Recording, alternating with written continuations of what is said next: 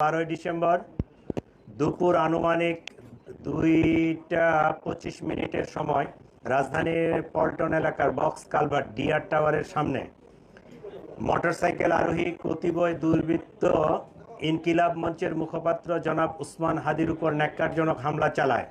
এতে তিনি গুরুতর আহত হয়ে বর্তমানে রাজধানীর একটি বেসরকারি হাসপাতালে চিকিৎসাধীন রয়েছেন।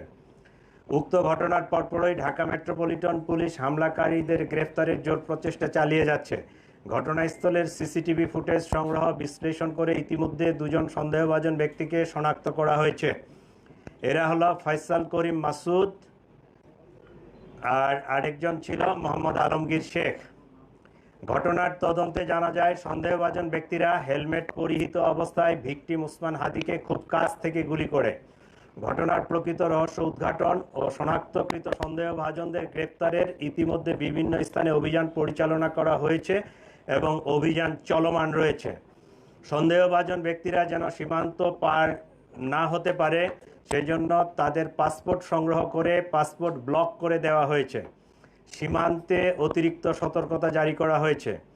এছাড়াও সন্দেহভাজন ব্যক্তিদেরকে গ্রেফতারের সহযোগিতার জন্য গণপ্রজাতন্ত্রী বাংলাদেশ সরকারের পক্ষ থেকে 50 লাখ টাকা পুরস্কার ঘোষণা করা হয়েছে। ইতিমধ্যে শেরপুরের নলিতাবাড়ি এলাকায় অভিযান পরিচালনা করে সীমান্ত দিয়ে লোক পারাপার যারা করে এই জড়িত সন্দেহে আমরা দুইজনকে গ্রেফতার করতে সক্ষম হয়েছি, তাদেরকে নিয়ে আসছি।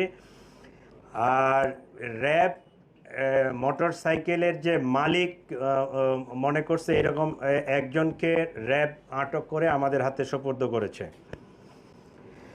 প্রিয় সাংবাদিকবৃন্দ, চাঞ্চল্যকর এই ঘটনায় জড়িতদের গ্রেফতারে আমরা আন্তরিকভাবে কাজ করছি। আপনাদের মাধ্যমে সর্বসাধারণের নিকট অনুরোধ, আপনারা যদি কোনো তথ্য পেয়ে থাকেন নিকটস্থ পুলিশকে অথবা 999-এর মাধ্যমে পুলিশকে আপনারা জানাতে পারেন।